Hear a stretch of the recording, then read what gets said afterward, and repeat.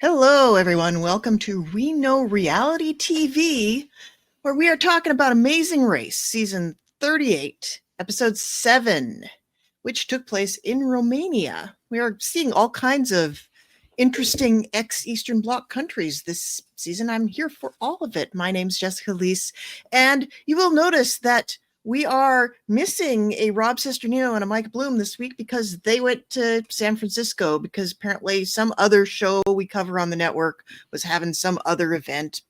But that's for suckers because we're here to talk all things Amazing Race. And last season, I had this person on as my co-host for one glorious episode, and she had so many hot takes. It was refreshing and exciting, and I'm ready for her to inject a little extra verve into the season. Please welcome to the program again, Miss Maggie Morgan. How are you doing, Maggie? Hi, Jess. Oh, I'm great. I'm so sorry to disappoint everyone that I don't have an incredible outfit reveal to show. Like I don't have a costume. I'm sorry. I'm not, holding the Mike Bloom torch in that way. But I'm really excited to be here. Obviously, I will talk Amazing Race any place, anytime, anywhere. I'm having so much fun this season because it brings together all of my special interests, which is Big Brother and The Amazing Race. So I feel like I'm just like on cloud nine every Wednesday. And I can't wait to talk about this episode. I think I have thoughts about the season overall, and this episode was like fine. But yeah, I don't know. I'm ready to get into it with you. Well, I want to start with your thoughts on the season overall because you are a Big Brother person. Mm-hmm. And I am famously not a Big Brother person. In fact, Mm-hmm. I have had in one of the exit interviews this season, I actually had a team just look at me and say, I know you don't watch Big Brother. And I felt so shamed. So, No. as a super fan of both of these Mm-hmm. very disparate fandoms, what has been your take on this season so far? Okay, so I have a couple of takes. So my first take, I think, is that I'm really, really liking that we really get to see a different side of these players when they are interacting with their loved ones on the show. I personally feel like I've learned a lot about these people that I didn't get to see during the 90 some days in the house. Which is shocking, right? You think that you're watching these people on live feeds 24/7. You feel like you know them super well. But I think Natalie is a great example of somebody who really showed a different side of herself when she was with her sister, and like her fearlessness and her confidence. So I've been having a ton of fun with that. Joseph is another really great example where like we loved him on Big Brother. He was so fun, but seeing him with his brother and like seeing how joyful they are together, I think is just really great. Same thing with the Chata sisters, seeing Hannah when she was in the Big Brother house. She was the youngest person to ever play Big Brother at the time. And she was the youngest person in the house. She was the youngest person in the cookout. Everybody called her little sister. And to see her get to be like a big sister on this season was a really fun role reversal. But I do have to say, now that we're 7 episodes in, I am missing one thing from this Amazing Race season, and it's the inner team conflict. Like, we really aren't getting much of that, and I do think it's because half of the team has been on reality television before, and one knows what they're doing, knows how to play it, and two, like, I imagine if I was somebody who had been on Big Brother and was like dragging my sweet brother, my older brother, a doctor, if I'm dragging my sweet older brother onto the show, I'm going to be on my best possible behavior because I'm like, please do this show with me. Like, we'll have a good time. Like, you kind of feel like you have to take care of them. And I think that's what we're seeing a lot of on this season, are a lot of the Big Brother players really feeling like they have to take care of their partner in, whatever way that is, whether it's Joseph really tending to his brother and his sugar levels, or it's even, like Angela making sure that her daughter Lexi felt like supported.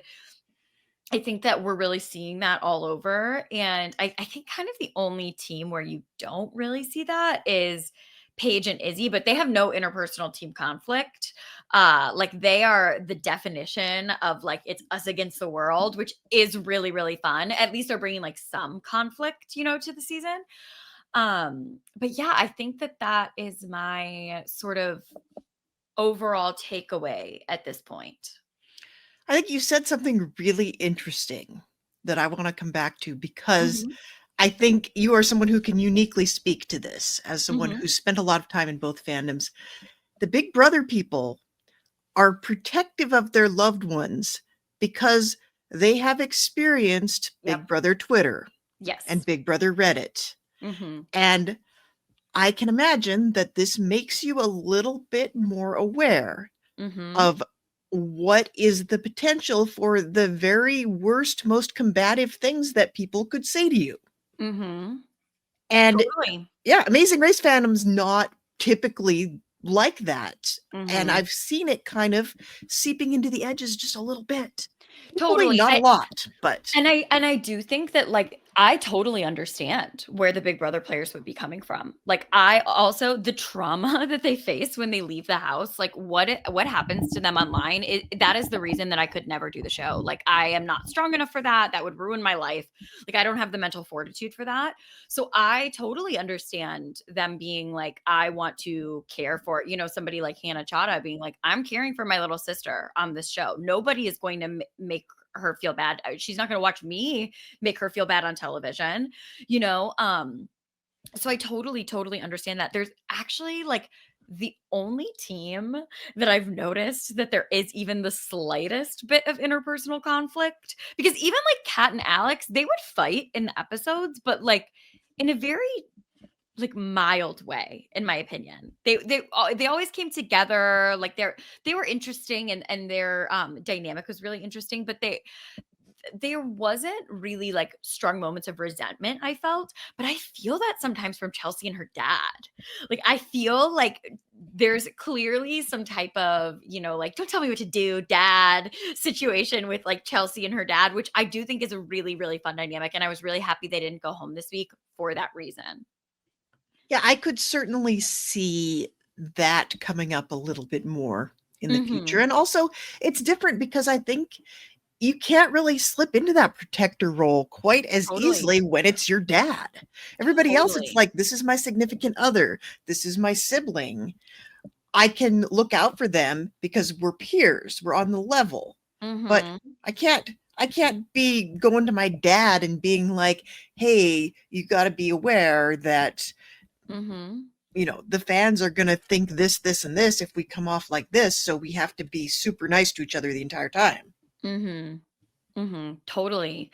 And I think, yeah, yeah, I just have been really, that is the one thing I think that has been missing, because we've had like team on team conflict, which has been so fun. Thank you, Izzy and Paige. We've had, like race placement. There's been drama with travel. There's been alliances, but I think I am missing a little bit, which like never thought I'd see the day. Do I hate watch a little bit? Maybe, like watching these teams fight with each other. I'm like, oh my gosh, I thought that I was like evolved and wasn't that person who's like, I want to watch the brothers get into a fight, or like last season when the those two guys from New York, I thought that they had such a fun dynamic. I'm so sorry that I can't remember their name, but I thought they had such a fun dynamic because I don't know that they were brothers. I think they were cousins. But they like kind of would fight it out every single episode and like come back together, kind of like the Cat and Alex of it all, which I thought was really fun. But I feel like we talked about, we aren't really getting that on this season, and I am missing it a little. I think something else that I think part of the other thing that is at play here is that we are seeing a lot of the same kinds of relationships. Yeah. Where on a typical season of Amazing Race, you're going to get people who are best friends, people from Mhm. work, and two people that had interesting jobs that barely knew each other, but the Amazing Race thought they might make a good team. We Mhm. have, we might have a married couple, we might have a couple that broke up and got back together. I was about to And say, The Amazing Race loves to bring on a couple on the brink of divorce. oh, yeah, they know because they Yeah. know. And here we've got a lot of siblings and we have different kinds of sibling relationships for Mhm. sure. Like we've seen some different angles here. We've seen like in the case of Nat and Steph, and in the case of Christine and Rabina, you had siblings that spent a lot of time not talking to each other and have just Mhm. reconnected. And you had with Hannah and Simone, you had a big sister that left very young and wasn't there for her little sister, and they're kind of reconnecting. But And by then and you've got large, brothers who are all best friends, it yep, appears. Mhm. yep, brothers who are all super best friends and super good at all the tasks. And Mhm. they're not meeting adversity. I think that's the other thing. Like, I Mhm. think if we saw, I mean, Totally agree. last week we saw Jazz and Jag manually reversing a car in a new way. Mhm. And, they were still pretty upbeat and still happy because they were never in danger of getting eliminated. Put these teams Totally. in danger, get them stressed out. I think some of them are not stressed out enough. Jess, we need a needle in a haystack challenge. That's what we Yes. need. Yes, we do. We need it, and we need it after the express passes are gone. Oh yeah. Yeah, we Mhm. need a detour that's needle in a haystack or needle in a haystack. Yes. What about just a task before you get the, so it's not one person. They did a lot of those this Yeah, the week, route like info. Yeah, we're going random, to talk yeah, about that. Yeah. like random tasks.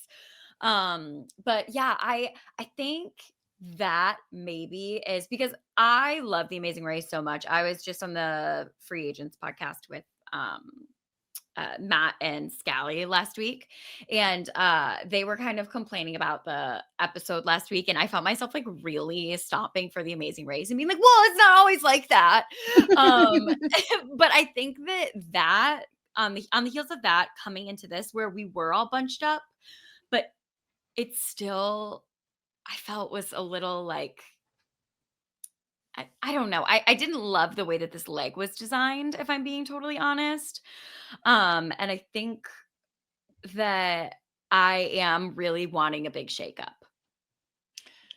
Yeah, we've had a lot of stratification, and Yeah. I will admit I was very, very concerned at the top of this leg when Mhm. we had two different flights, one arriving at 3:50 p.m. and one arriving at 8:35 p.m. I saw that and I'm like, "Oh God, I have Mhm. to get on the air and talk about this episode, which is going to involve three of the teams battling it out in the back of the pack and everybody else being totally safe. We will not see these back three teams until 9:45.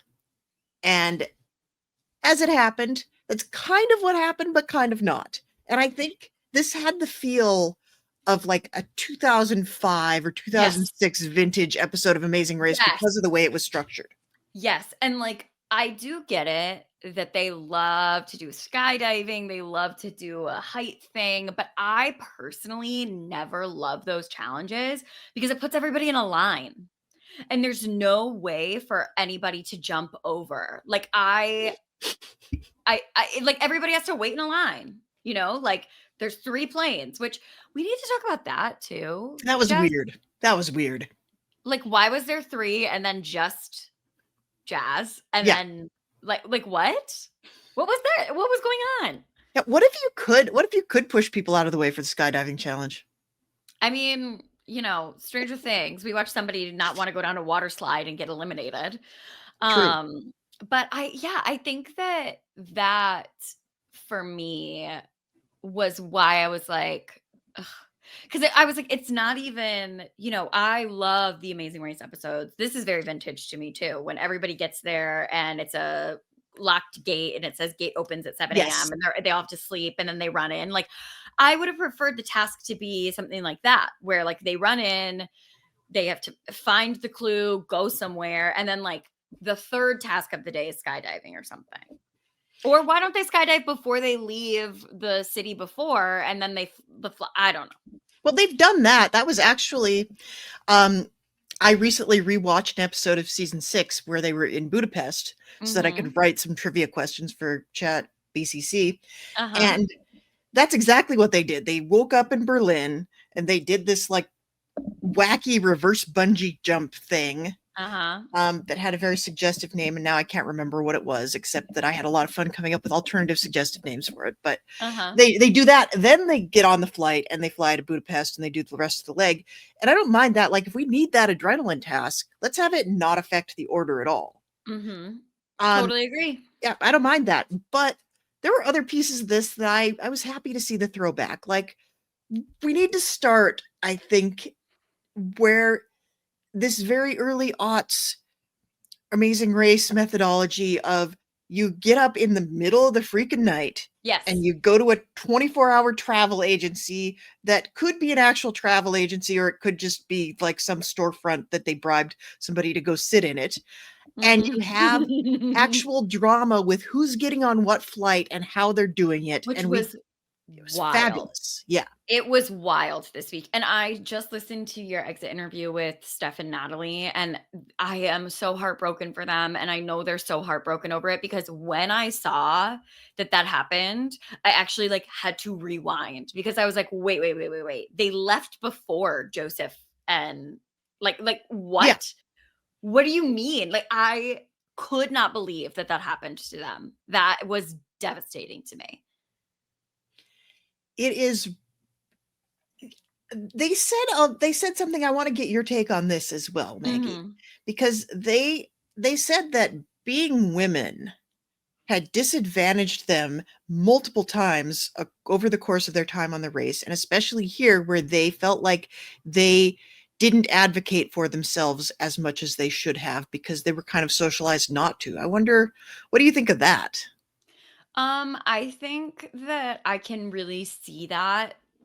Like I saw that in the moment. And I've watched Natalie on a lot of these shows, and Natalie is such a sweet person. Like she really is. She's like a firecracker, she's fiery, she's competitive, but like at her core, I watched her on the live feeds. She's like a very sweet woman. And she is not like pushy in that way.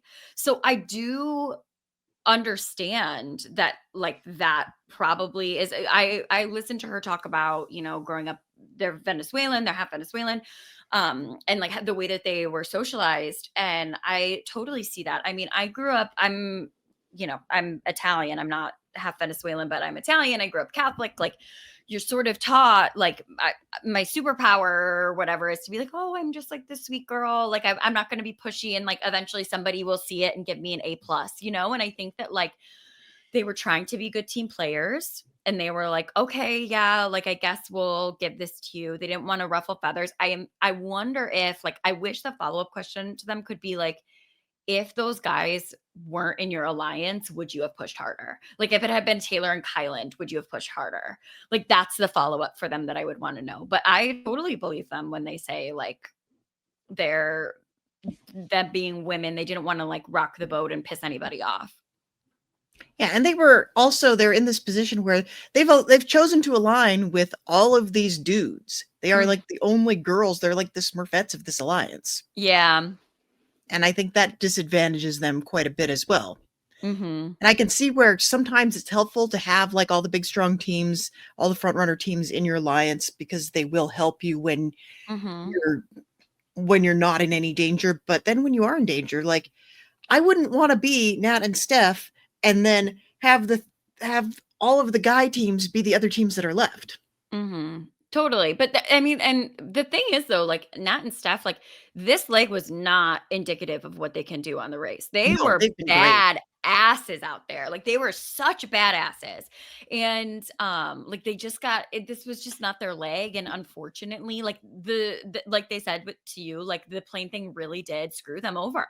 Like it totally did. They They did. they got put in that back pack of the skydiving, but it seemed like this leg was so close, like seriously so close. Yeah, of all the legs to be super close. I mean, Mhm. I can't complain about the leg being close, honestly, because I Mhm. think I would rather have the leg be I would rather have there be like a six-way tie for first place and then one team 3 seconds behind that Yeah, than have half the teams 5 hours behind, as almost happened here. Um, totally. so I don't mind it, and we didn't really know until the very end. I think there's kind of two places.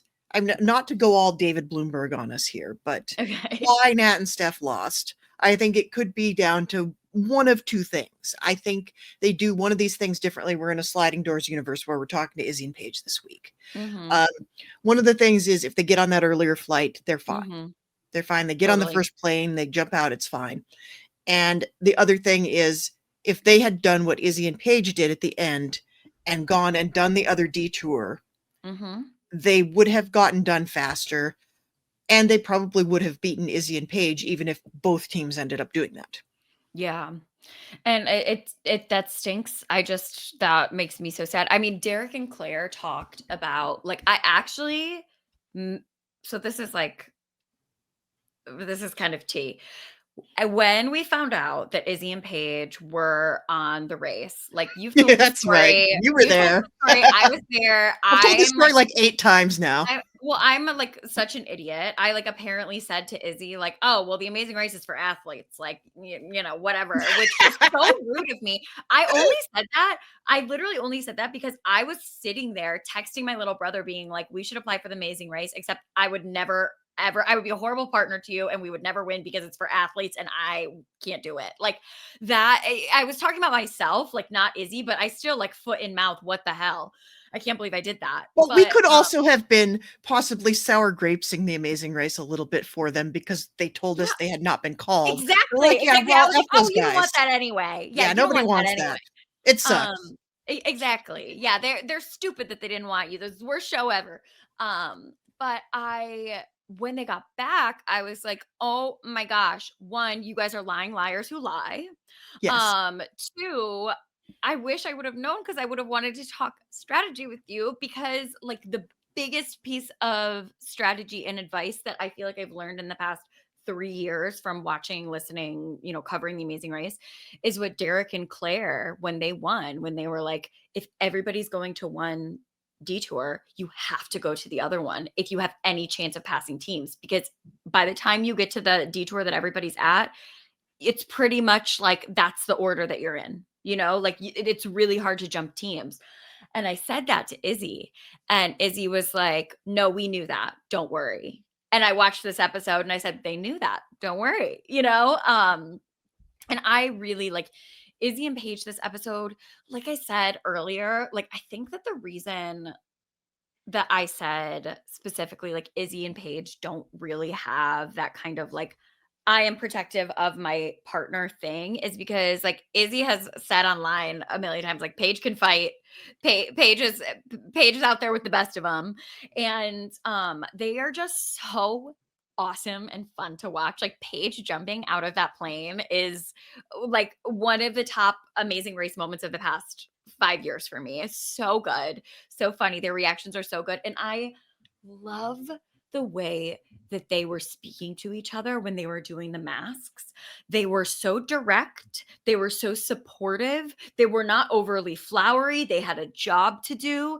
And yet they were like, they meant business. And yet they were still treating each other with the utmost respect. It was like so awesome to watch. I really, to me, I was like, this is couple goals. Like, that you are being super direct with one another about what you think the other can accomplish and how fast you can accomplish it.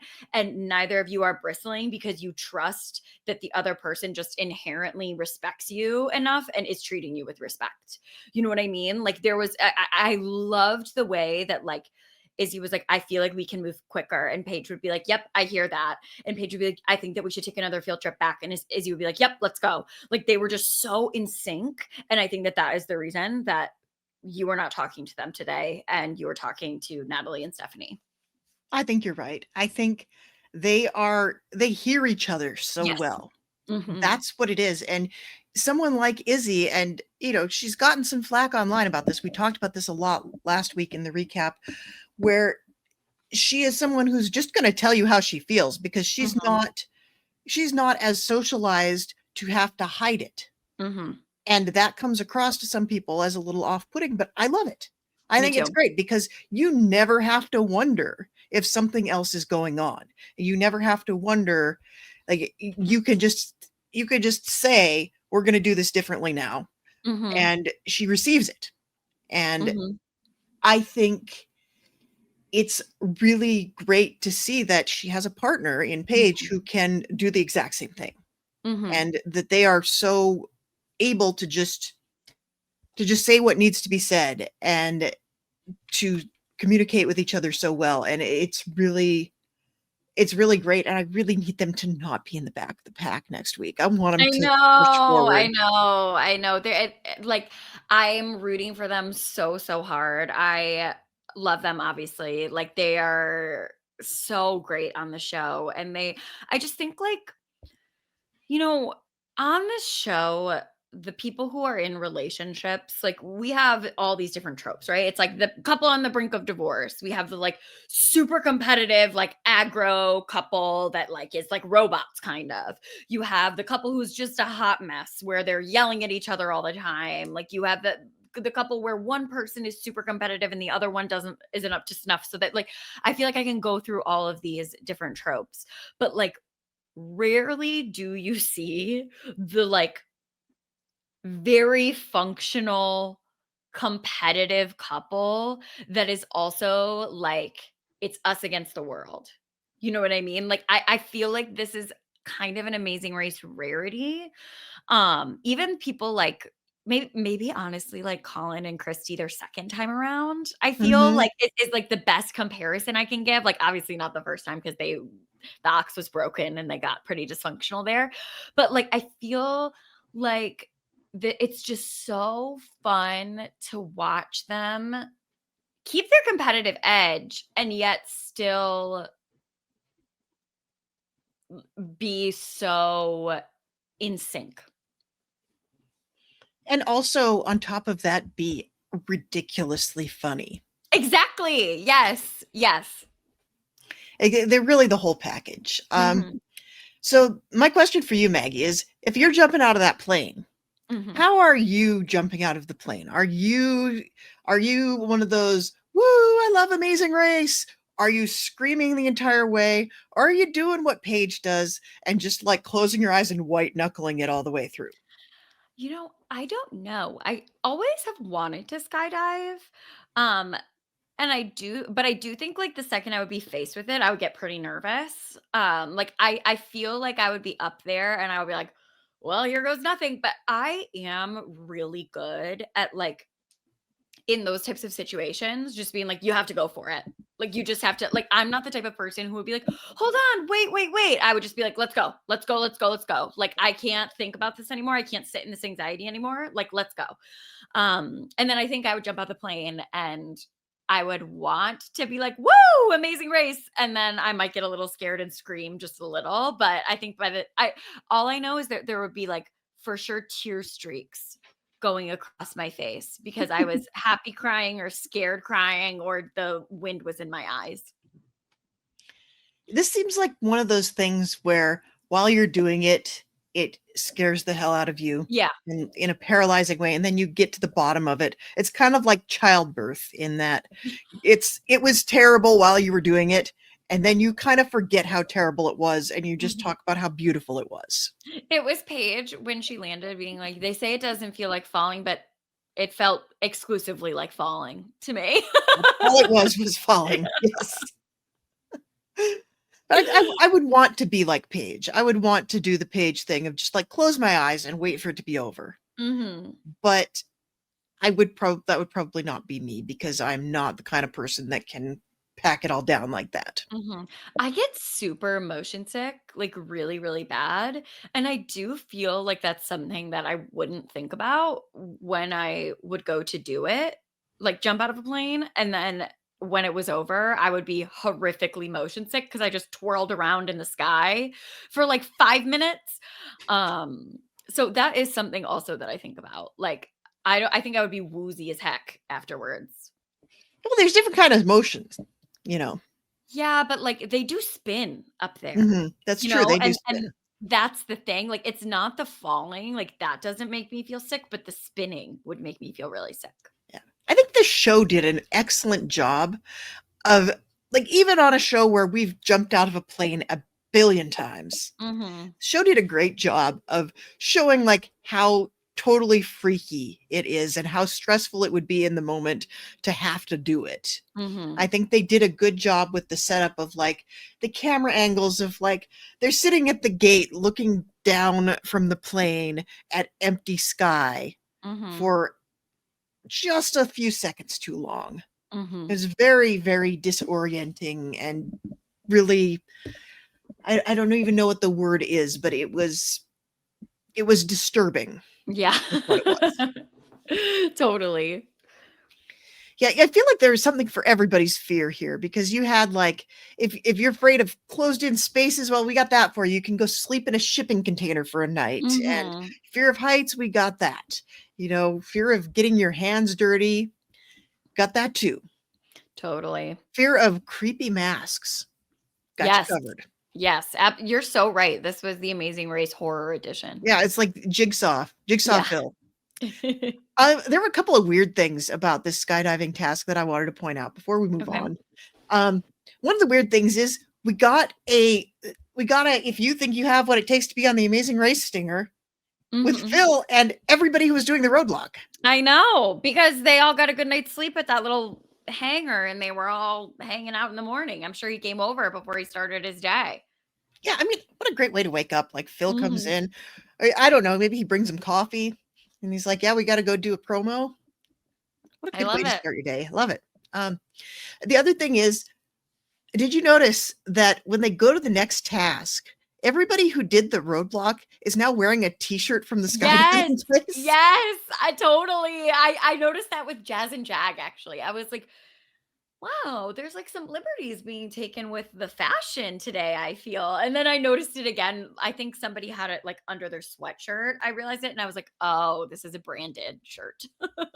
I imagine you probably get one every time you go to the skydiving place, and they're Mhm. like, "Yeah, but you're supposed to get the free t-shirt." And Amazing Race is like, "Oh, we don't care about the t-shirt," and they made Yeah, them take him. I'm sure though that they're like, we love a new t-shirt. We've been wearing the Oh, same yeah. t-shirt for 30 days or 20 days at this point, you know?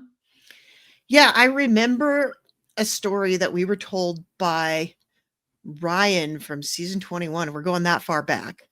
Um, Okay. he said they were in Bangladesh and he ended up buying a t-shirt for like $3 from some roadside stand, and then because his other stuff was so gross and so worn out by that point in the race, he just wore this Bangladesh t-shirt over and over from Mhm. that point forward. And I'm thinking, yeah, I wouldn't be Tucker and Eric buying magnets. I would be probably buying t-shirts. Totally. T-shirts and socks. Yeah, That's what I think socks. about those socks. Yeah, I mean, it's just like, Lieutenant Dan taught us nothing, if not Yeah. that you need dry socks. Yes, exactly. Exactly. Yep. All right, so we are done with the skydiving. We go on to the sheep farm that's right across the street, very convenient. Mhm. And we have a task that I think we've seen variations of I this didn't like a it. lot of times. I didn't like it. I saw people roughhousing with the sheep, and I didn't like that. And I know that that was part of the task, and the sheep were fine. Okay. I know the sheep were fine, and they weren't really roughhousing with them. But like, I saw them like grabbing sheep, and I wasn't into that. I was like, do we need to be grabbing the sheep? But some of those sheep were very agile. When they were jumping over, I was like, wow. Mhm. Oh yeah, they're agile. They're Yeah, surprisingly they can jump higher than you think. totally. Yeah, I don't know. Let the record show. Maggie Morgan does not like grabbing sheep. I just think like we can leave the sheep alone. Yeah. Like, we Yeah. can, like, we can corral them, probably not by, like, grabbing them. Yeah, you can't just like pick them up and yeet them over the fence. Yeah, like, I and nobody did that, I'm not No. saying that, like, and I don't think anybody did anything, like, bad to the sheep are fine, obviously, but I don't know, I was like, this, I don't know that I was super into this task. Yeah, I love it when they have to work with animals and the animals are just straight up not having it. Yeah. That's always fun, but I think we've seen worse examples of that. And Yes. I think we need to go big or go home when it comes to these animal tasks. I totally agree. What about there was that one from I don't even know. See, this is just like I watch old seasons, so I have no idea, but I'm sure you know that you had it was like the pit stop. Phil was at the pit stop and you had to grab an animal and walk the animal over to Phil and it was like Yes. zebras and like people Yes. were like losing like placements because their zebra or whatever animal they picked was so not Pick a having it. different animal. I remember this. It was Oh like, my which god. animal do you want to choose? And people are like, well, I feel like this one would be obedient, and that one was not obedient. Yeah. That's wild. I have no idea what season that's I think that from, but was that 27 or 29? They were in Africa, I think. they were, but it was not super HD, if I remember correctly. No, So maybe earlier. maybe earlier. I Mhm. feel like there was something like that, and now it's gonna bug me. But anyway, yeah, as Kylan said, the sheep were their ops, but I feel like they've even had worse ops this race. So Mhm. I don't really know. We have a lot of little tasks in here, I which I did love. It felt very Amazing Race Canada in that way. Yeah, but I do wish, like, there were more like, the raft wasn't super complicated to build, so nobody messed it up.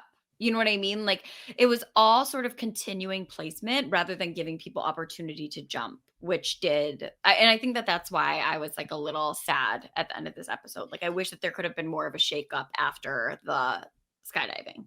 Yeah, I mean, there was some kind of back and forth between Nat and Steph and Izzy and Paige, but everybody else kind of seemed to just be trucking along. Mhm. And also this raft task coming on the heels of a task where you had to build a go-kart, and the Mhm. go-kart really did affect the placement. Mhm. It did feel a little bit cheaper by comparison. And even last episode we had to row boats, and they were Mhm. rowing this raft, and I felt like you even used kind of the same technique, because if you did that like kneeling paddleboarding situation, it kept the thing a little bit more stable than if you were trying Mhm. to sit on it like Joseph and Adam, which that was fun. I will Mhm. give them that. That was very fun.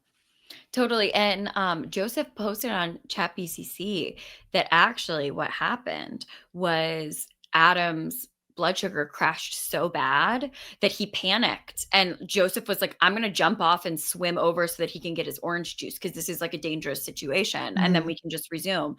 But then he realized before he jumped off that if he jumped off, he would never be able to get back on the raft, because it Mhm. was so topsy-turvy, so they just had to muscle it out, but he said it was, like, a very serious situation with his blood sugar.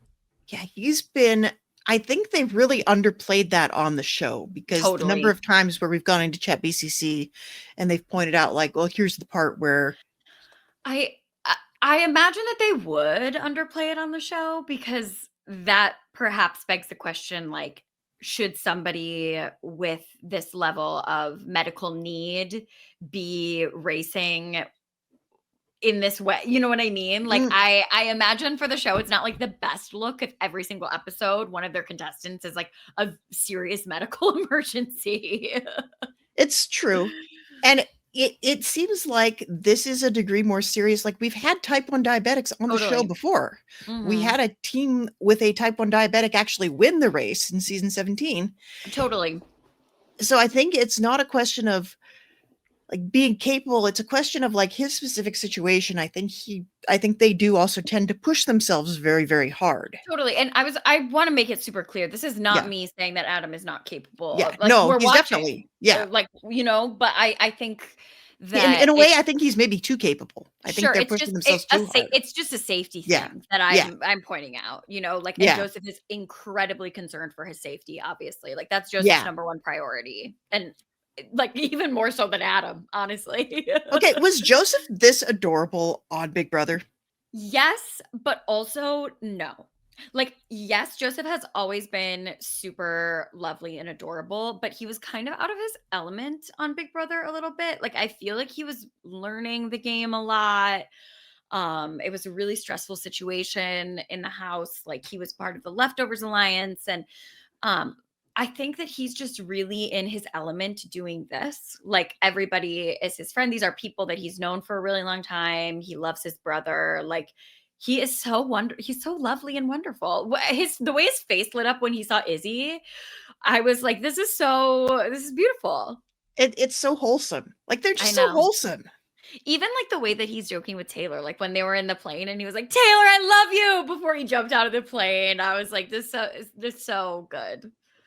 Yeah, I feel like he does come across as a little too pure for Big Brother. Yeah, I would say that that was probably a little true.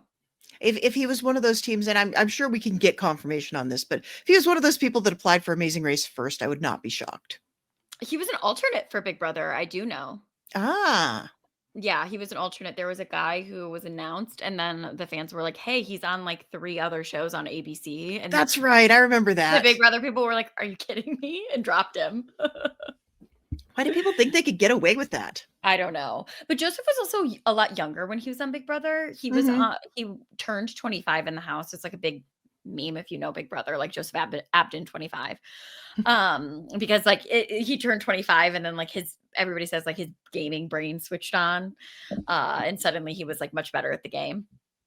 But no, he is so lovely. But I will say like he is not like a diabolical person, the way that you kind of have to be to like Mhm. super succeed in Big Brother. That doesn't shock me. Mhm. Um, but I've really enjoyed the 2 of them. I feel like if there's any team on here like, I saw a big chunk of Izzy's season, Mhm. and I think I watched the entirety of the Cookout season. Yes. But other than that, I make it about a month into Big Brother every year. I feel like Sure. this is one where I would go back. I would go back and Honestly watch it, like, just because I'm so charmed by the people that are from that season. honestly, Jess, it's a great season to rewatch. It has really strong rewatchability because it's this season Taylor wins, Mhm. and it is a true Cinderella story. She is down and out those first couple of episodes, and, like, her journey is unreal. I highly recommend Big Brother 24. Alright, Big Brother 24. If Mhm. I go back and watch one season, that's probably gonna be the one I watch. Okay. So we're on to the detour. We got the brick builder or mask maker, and the brick builder, this is an example of one of those tasks where on paper, you got like we got to go to the galaxy brain meme here Mhm. because you have 2 tasks. You have one that is this is a physical task that's going to take you a certain amount of time. There's not a ton of finesse to it. And Mhm. then there's this other task that is entirely finesse, but if you can do the finesse, you could get done very quickly. Mhm. And the common wisdom has always been do the physical task that you know is going to take you a fixed amount of time. Mhm. But then we go to the next level, the galaxy brain, and it's like, unless you're at the back of the pack and Mhm. everybody's doing that other task, go do the finesse task and see if it can push you ahead. And we've talked about this a little bit already. We didn't really Mhm. talk about the brick half. Yeah, So gross. It was like, so gross. disgusting, and also, all I could think about when they were doing it is I was like, "Oh my god, they smell so bad, I'm sure. Oh my god, they're gonna have to sit in the car and drive themselves to the pit stop smelling like that." I mean, there's a reason they didn't take cabs this episode, I feel. Totally. Oh my god, I was like, "Oh my god, their clothes" they have, like, 1 pair of clothes, and it's covered in manure now. I was just like, "This is too much." Yeah, it's a lot. It's a lot. Mhm. And I felt especially bad for Natalie and Stephanie I in know. their white outfits. And, like, Natalie's hair was, like, all getting in the manure. I was just like, "Oh, how devastating." Yeah, it was it was gross. I could not figure out was like what were people getting wrong with this? So, it needed to be solid. So, I think that people were putting too much hay in it, and that would cause gaps in, like, Mm. the actual, structure of the brick. Like, you saw that on the side, like, there was some gapping with hay and stuff. So, what people I think that the ones that were, like, not as good had less, like, sand. You heard Chelsea at one point be like, "Oh, we need more sand," like, had less, like, sand and the clay part of it. And people were really focusing on, like, the hay. What do you actually build out of poop bricks? I don't know. Yeah. That is not a question for me. Yeah, I feel like this is a question that Rob and Mike would ask me and I would also not know. Yeah, Yeah, I think underrated moment of the episode, Mask Task guy being so totally jazzed that someone actually came to his I detour. know. I know, so great, and I loved the mass task. I would have done that one for sure if Oh I was yeah, on the that looked race because fun, yeah, I honestly. was about to say I would have been like I would have looked at my Amazing Race partner is my little brother, and I would have looked at him and been like, "We're doing this one. This is more fun." Oh, for sure. At this point, Well, and you know? that's the other thing. Like if you're in the back of the pack and you're in real danger of getting eliminated, why not just choose the one that looks more fun? Mhm. You're there for a Exactly. good time, not a long time, right? Unless it's like you guys are both fiddlers and one of the tasks involves a fiddle, like just pick the one that's more fun. Yeah. Yeah. Like, unless there's 5-hole potential there. Like, worst case scenario, it's a 5-hole, and we talk about you fondly on the podcast. Exactly. Exactly. So we get to the mat, and this is one of the weirdest mats I've seen in a real long time. Yeah, so it had the bear costumes, and then Joseph chased Phil around the mat trying to give him a Haven't poop seen one hug, of those in a hot minute. which was fun. That was fun. I loved that. That was shades of season 11. Like, Yeah. Danny and Oswald did the exact same thing to Phil, where they were like covered in coal dust, and Phil was Mhm. having even less of that. But the Mhm. guys in the bear suits were. I love a task greeter in a bear suit. I love a task greeter in any kind of animal suit. I feel like we had one that was a puffin, and it was like a full on mascot costume. Mhm. I think more animal suits. I just forever and always, if you're going on the race, make sure that you note those greeters because Hmm. man, I've seen many a team falter in that final challenge about greeters. Never forget the language that the greeter spoke Yep. in the flagpoles. Well, I think for a while it goes back and forth, because sometimes the greeter is very important, and if you don't know what the greeters looked like, you are going to be screwed in the final task. Then Uh-huh. other times it's like people get way in their heads about everything the greeter is doing, so they have to Mhm. cool it for a couple of seasons, which I think we're in a cool it phase right now. Maybe, but maybe this season it pops up again. Who knows? I'd love it. Like, I hope you're at least writing down every city you're in and every task you're doing, because you know that's going to come up somehow. Exactly. Exactly. Yeah. So let's just run down the order real quick. Okay.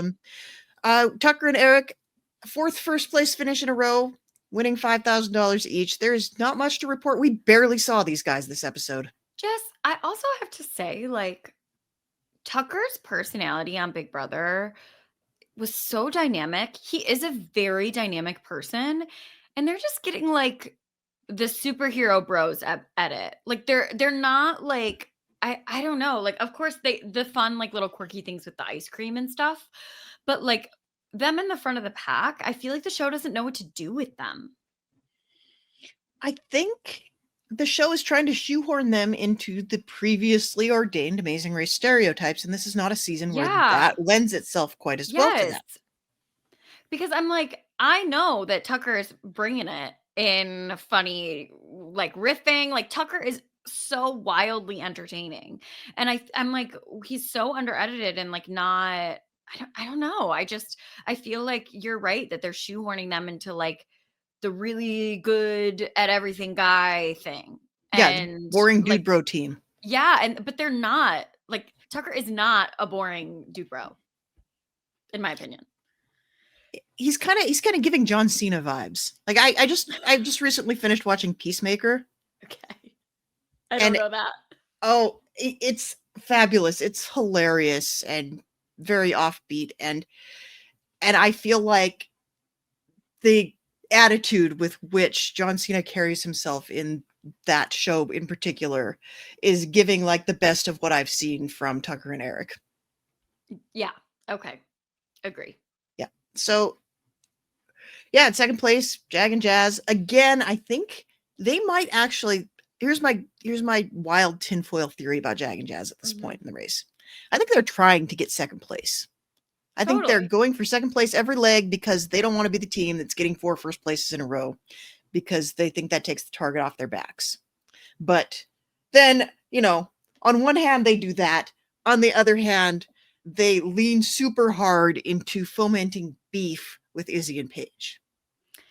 I have a thought about Jazz and Jack, Yes, please. which is I think the reason that I sometimes find I have a disconnect with Jag when I'm watching him, and I felt this way on his Big Brother season too, because I actually feel like if I met Jag in person, like we would get along great. I think that he seems like a really nice, normal, chill guy.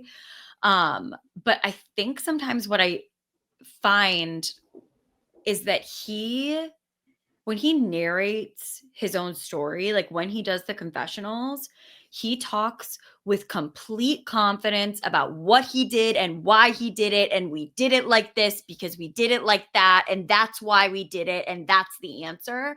And like, I want to see him be more real. I want to see him be like, yeah, I totally screwed that one up. Oy. You know, like I feel like sometimes he did this on Big Brother too, where I would watch those feeds and I would know, like, you don't really know what you're doing here socially, you're kind of floundering. And then in an episode he'd be like, yeah, well, I'm doing this because blah blah blah, and I'm like, bro, I don't know about that, you know. And I think that like that is what bothers me a little bit. Or maybe I don't even want to say bothers, but it like hinders me from feeling like I can really connect, because I feel like sometimes he's not being 100% real and honest with the audience. I think this is kind of a New Yorker thing. We want our men to self-deprecate. I don't even know though about like self-deprecate, but I want him to like honestly narrate what happened, Mm-hmm. rather than I like see. There's like it's rather like than the shiny version of what happened, where like I was in control the whole time and I knew what I was doing and it actually turned out exactly the way I wanted it to. yeah. You know? Well, I think also the problem is it is frequently turning out exactly the way that he wants it to. And we Yeah. haven't seen them meet a whole ton of adversity. And I think they are a lot more relatable when they're struggling. Like last week, Sure. I never found them more relatable than when they could not figure out how to operate their car despite being professional truck drivers. Mhm. I thought that was fantastic. And I yeah, I think I just want to see different teams succeeding and different teams on the struggle bus. Yep. Agree. And, same thing. Like we've talked a little bit about Joseph and Adam already. I think they are a solid team, but I think they don't do that quite as much. Definitely not. And they also like do struggle. You know, Hmm. they're a solid team, but like they're constantly getting lost. They're constantly like, just can't juggle. You know, Yeah. like And we have the they have adversity of Adam. they Yeah. have the near misses. You know what I Yes. mean? They're not just like super powering through everything. Yeah, that's true. I think you can't really say that a team is constantly on top when they have to try 134 times to do something. Exactly. Exactly. Yeah. Um, Taylor and Kylan, another team, like I feel like they're just solid. Okay, Jess, what do you think about Taylor and Kyland, like romantically being together? What are you seeing? It's giving Danielle and Eric. These are the Give me winners of continue. season 11. Okay. They had allegedly met like while they were filming season 9. They were racing with different people and they met and they started dating. And then they were brought back as a team of the two of them to play in season 11. But by the time they got out there on season 11, they were no longer together. Mm, But this ended up being their secret superpower. And mhm. I've spoken about this several times. I think sometimes you don't want the person you're closest to in your entire life to be your partner on The Amazing Race. Yeah, Sometimes it works great. Like you got your Izzy and Paige who can totally. communicate perfectly. But you also, if you're with the person who means the most to you, the stakes are higher. If you go Mhm. on there with somebody that's just like a casual pal of yours or somebody like you dated for a hot second and maybe aren't quite intending to marry, Mhm. the only thing you have in common is The Amazing Race. And that is therefore where all of your focus can go. And you don't have to worry at the end of the race, are you still going to be talking to each other? Mhm. Um, you don't have to worry like, are we, is this going to test our relationship? What relationship? So as much as I love, as much as I love them both individually, as much as I love how well they get along and how well they communicate, do I think that this relationship is going to go the distance? I'm not sure.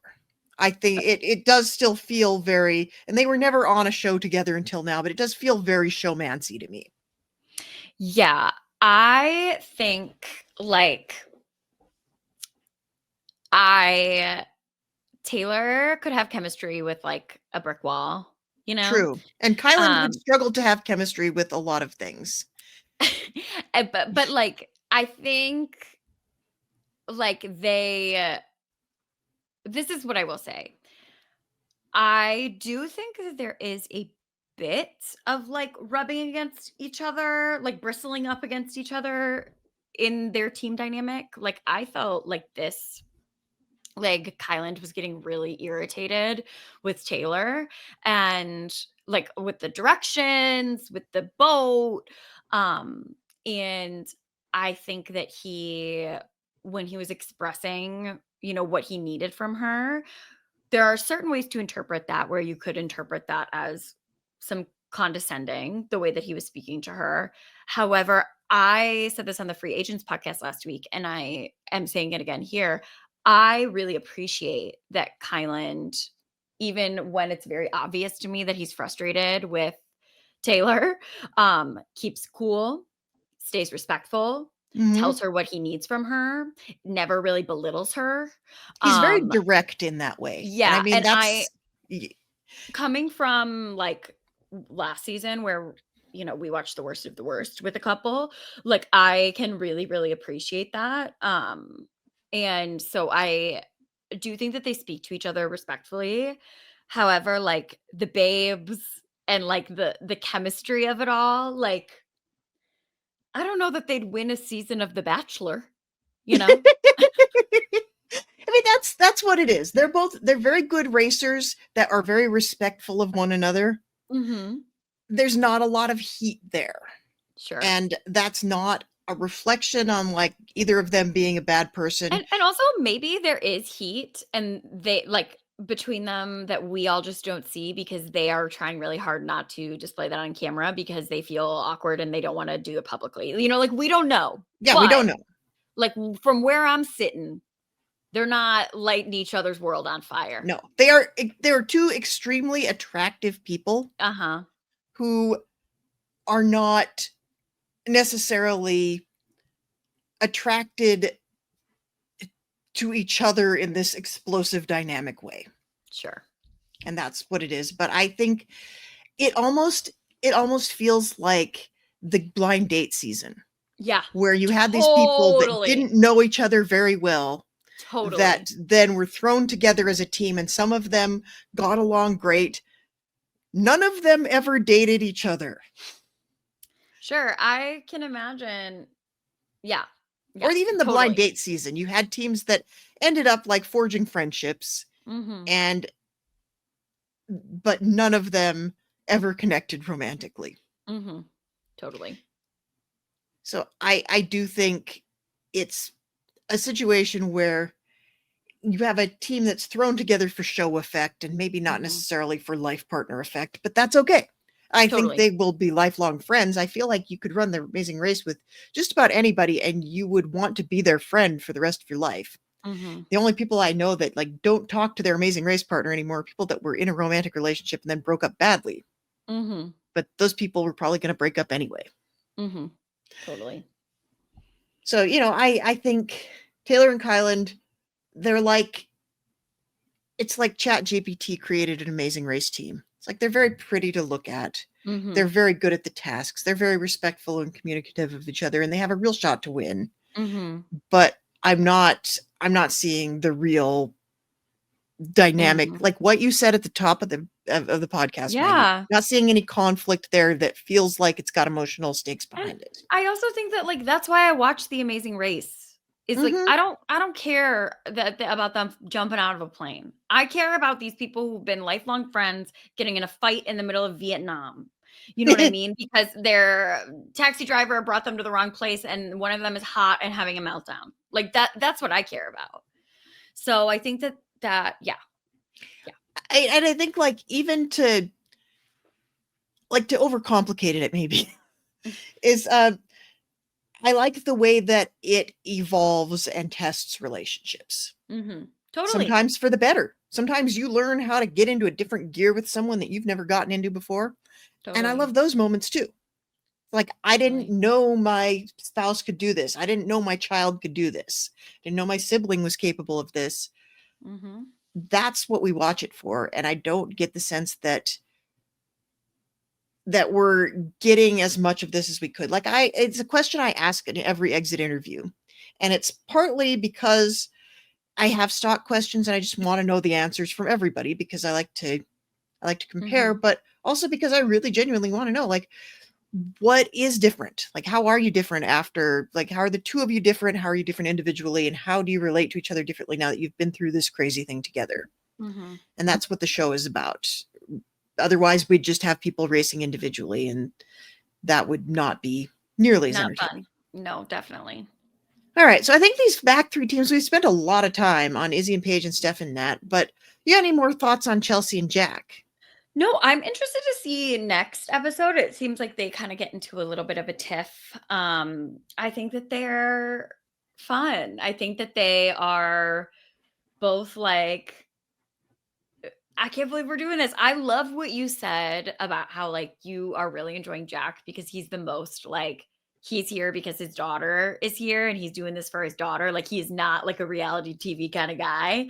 And I always like that. I like the normal guy Yeah, on a show like this. You know, who's doing it cuz his daughter was like please come with me on The Amazing Race. You know, I think that that's really fun. yeah, I do. I think we're seeing a lot less of them, Mhm. so it'll be good to see a little conflict because it gives them kind of a story to latch onto. Sure. Do you have any other parting thoughts, Maggie? Anything else you want to talk about with this episode? No, I'm really hopeful that there's a shakeup in order. I know that next week everybody's gonna use their express passes Oh, they because they have to. have to. So, like, we're gonna get probably a Jag and Jazz or a Taylor Kyland first place finish, and then we'll just go from there. I guess. I don't know. I need a shakeup. I'm feeling. I will say, like last week, like I said, I felt fairly defensive, but this week I was kind of like, okay, that's enough now. I want something new here. Yeah, I need to see a big shakeup next week. Hmm. So I will be excited to see what happens with that. I really want to see one team not need their express pass at all, but then just like use it on the last task of the leg, like just to use it. Yep. That'll be Jazz and Jag, and then they'll Hmm. get everything that they want, and it'll be all super easy for them. And yeah. I feel like I've seen a team, it might not have even been on US Amazing Race. I feel like I've seen a team come up to the mat, like having not used their express pass and just hand it back to Phil. Like, yeah, we didn't end up needing this. Sorry. Oh my gosh. Crazy. It is crazy. So next week, I think more of the same. I think we're still in Romania for a bit. And of course, Rob and Mike will be back, and I'm sure Mike's going to have a whole like tickle trunk full of costumes. But I'm kind of appreciating that we're very basic, we're very understated, very demure this week. Yes. Yeah. You know, we just came here. We wanted to talk about the facts. No silliness allowed. A little silliness is allowed. Definitely. So, Maggie, what else is going on in your world? Sure. So, I really am just watching The Amazing Race. I'm following Survivor, but in and out. You can find me on Instagram, Blue Sky, TikTok at ML Morgan _ Beautiful, beautiful. And I am on Blue Sky at Jess Liese, and then I'm over on Instagram at Haymaker Hattie. And I'm playing around on Threads, but I have not really found Amazing Race Threads yet. I feel like Threads and Blue Sky serve Yeah, two very different purposes. totally agree. Threads are like I'm about 2 inches away from deleting the Threads app off my phone, you know? I feel like my algorithm got broken this week. I don't know. It used to be pretty chill. It was like it was all people trolling wingnuts and and it was book threads. It was people Mhm. writing about like what are they working on, or it was literary agents, and then all of a sudden my algorithm just like switched to something terrible, and Mm. Oh, I'm no. I'm no longer interested. But I don't know. I like Blue Sky. There's no algorithm involved. It's just vibes, and we Mhm. like it there. So come hit us up there with your Amazing Race thoughts. Also join us on Chat BCC because we got almost the whole cast talking Amazing Race every week, and they're very active, very vocal. And apparently, the new thing now is if you disagree with someone, you put a little tomato emoji on them, and it feels kind of aggro, but it's Mhm. also it's also a great place to connect with your fellow Amazing Race fans and to get some perspective on Big Brother, because a lot of these people came over from the Big Brother fandom, and Mhm. it's nice to have that context. And it's also nice to welcome a whole bunch of new people into the Amazing Race fold. Very excited about that. Last week, I dropped by Scott and Lori's podcast from last season. And I got to share rarefied podcast air with the one and only Angela Murray, and it was amazing. We had such a good time talking all things Amazing Race. So you can find them on YouTube, and you can find that episode wherever you get your podcasts. And of course, we love it when you rate, review, like, subscribe, and listen to all of the other fabulous shows in the RHAP universe. Thank you, Maggie, for joining me this week. This was very, very fun. Thank you so much for having me. I feel like I've really exhausted a lot of my like OG Amazing Race takes, like my like generalized ones. So it was nice to get to really specifically talk about like this season and the like very small sort of like minutia dynamics that I'm really interested in. I'll see, now you're part of Team Amazing Race here on RHAP. That's pretty much, nitpicking is all we do around here. Totally. It's our brand. Mhm. So yeah, thanks for everybody for listening. Thanks to everybody behind the scenes who helps make this podcast possible. And Mike and Rob and I will be back next week. So thanks everybody for listening. We'll see you next week. This is RHAP. We know reality TV.